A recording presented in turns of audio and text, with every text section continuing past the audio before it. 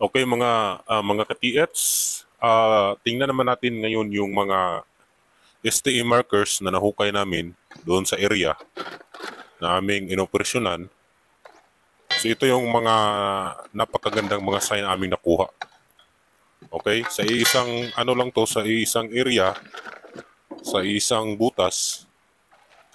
So kung mapapansin natin, meron siyang heart and then may X.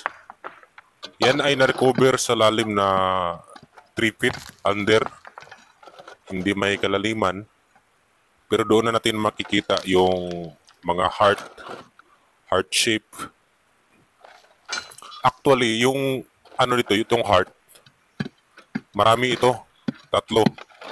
Pero itong nakikita ninyo ngayon, ito lang yung isang heart na nag-iisa na perfect shape, and then meron siyang X marker. Okay? Alam naman natin kapag mga heart means treasure deposit under. Okay? So itong inoperasyon na namin, ito ay gilid ng creek. At saka itong isang heart na nakuha namin, meron siyang butas sa gitna. Yan o. Ang butas na yan ka-hunters, patagos sa kabila. Ang positioning niya, ganito.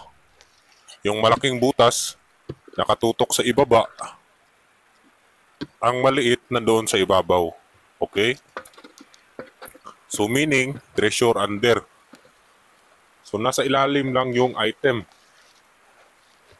Kapag ikaw ay maghuhukay sa inyong pakuran, hindi ka makakita ng ganyang mga bato.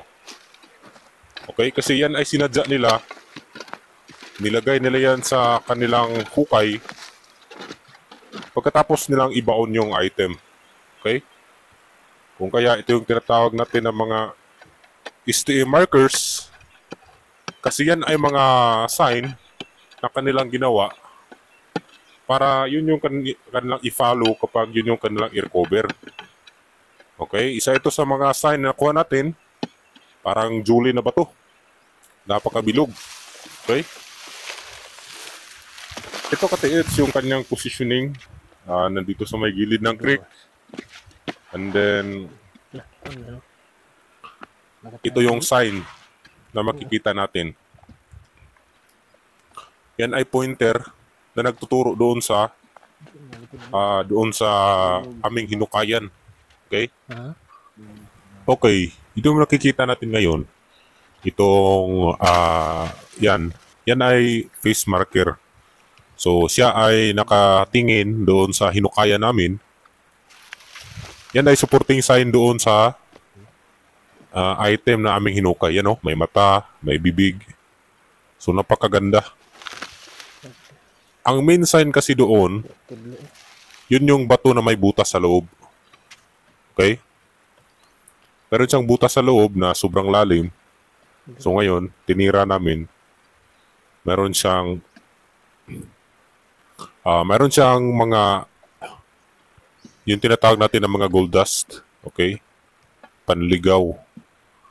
Okay, yun yung, kung kaya, pagtingin namin doon wala. Doon sa likod pala, nakabaon pala yung item. Yung mga hapon, mga hunters, mga tricky kasi yan yung kanilang pagbaon. Yung akala natin nandun sa loob ng bato, pero yan ay nakabaon pala. Pinaka-jackpot na talaga yung ma-recover mo sa isang bato. Plastada na area. Okay? Pinakaswerte na yan kapag makarecover ka ng mga item sa isang plastada na area. Kasi kadalasan, yung mga deposito na ibinaon ng hapon, ibinaon talaga nila yan. Bihira lang sila naglalagay ng item sa isang madaling kunin. Okay?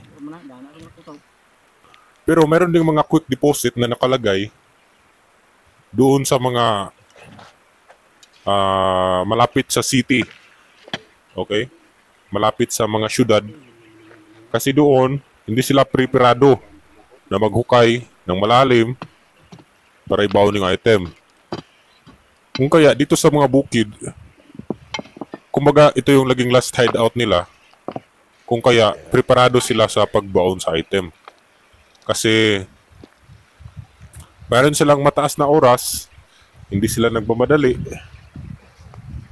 Yung nakikita natin ngayon, ka-hunters, ito yung arrow. Yan o. Arrow sign marker. Okay, yung kanyang positioning is pointing down. So, nakatutok siya pa ibaba. So, meaning, sa ilalim niya yung item. Okay? Isa sa mga tinitingnan natin ka-hunters kapag yung mga lupa nating binabaklas ay mga isinuli or ibinabalik ay yung bahaya ng anay. Sa mga Bisaya dyan, kung nakaintindi kayo, kana bitawng gipang mga balayan ug anay, maunay usa sa mga yuta nga tinambak nga gibalik sa mga Hapon.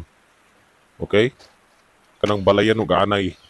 Usa na sa mga sign na nagsasabi na yan ay hinukaya ng mga Hapon at saka ay binalak yung item. Ay binalak yung lupa sa ibabaw kasi meron silang ibinaon na item sa ilalim. Okay? Mga tambak na yuta. Okay? Ang mas mahirap ito yung paghukay nila. Okay? Kasi hindi yan nagalaw. Pero ito, nagalaw na nila pero matigas pa rin hukayin. Kasi mayroon siyang maraming bato na tinambak. Kung kaya, hindi talaga madali. Lalo na wala kami kagamitan na ibang ginamit. Di mano-mano lang lahat. Tulad ng nakikita natin ngayon. Kapag may malaking bato na na-encounter kami, ginagawa namin kahoy. Okay? Ito yung isa sa teknik para mailabas yung mga lalaking bato.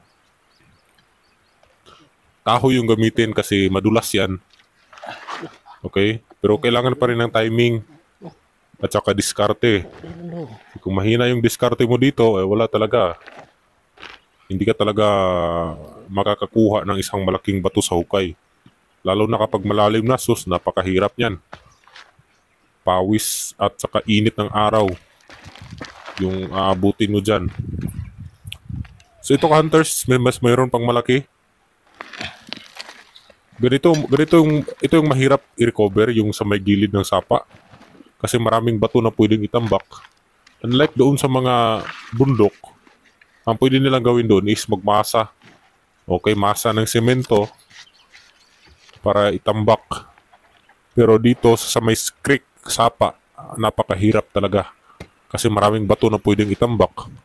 Kung kaya, ay ganito talaga. Kailangan talaga ng habaan ng pasensya para sa ganitong klaseng trabaho. Okay? Pag mahaliit lang yung pasensya mo, wala talaga. Aatras ka talaga ka-hunters, no?